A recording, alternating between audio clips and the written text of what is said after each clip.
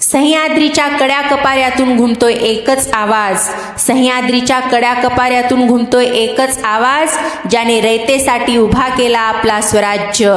इतिहासाच्या पानापानावर ज्याच्या शौर्याची स्वाक्षरी आहे, इतिहासाच्या पानापानावर ज्यांच्या शौर्याची स्वाक्षरी आहे, असा माझा शिवबा अख्ख्या जगात भारी आहे, अख्ख्या जगात भारी आहे। सन्माननीय व्यासपीठ आणि येथे जमलेल्या माझ्या सर्व शिवभक्तांनो, आजचा दिवस आपल्या सर्वांसाठी अत्यंत अभिमानाचा आणि स्वाभिमानाचा आहे, कारण आज अशा राजाची जयंती आहे ज्याचे नाव ऐकताच आजही शत्रूच्या काळजात धडकी भरते आणि प्रत्येक मावळ्याच्या अंगावर काटा येतो।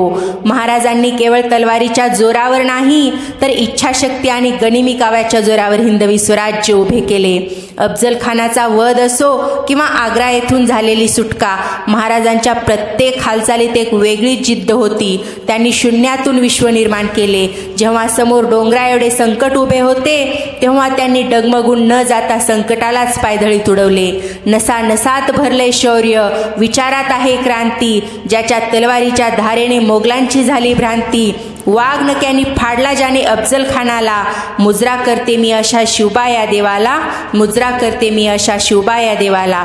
आजच्या काळात आपल्याला तलवारी हातात घेण्याची गरज नाही, पण महाराजांच्या शिस्तीची, स्त्री सन्मानाची आणि त्यांच्या विचारांची प्रचंड गरज आहे। शत्रूला कधीच कमी समजू नका, पण त्याला घाबरूही नका।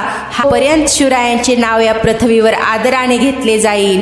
जोपर्यंत चंद्र सूर्य राहतील तोपर्यंत शिवरायांचे नाव या पृथ्वीवर आदराने घेतले जाईल। श्वासात रोखुनी वादळ डोळ्यात ठेवून आग, श्वासात रोखुनी वादळ डोळ्यात ठेवून आग, साक्षात काळही ज्याला घाबरला, असा तो मराठमोळा वाघ, असा तो मराठमोळा वाघ। जय भवानी, जय शिवाजी।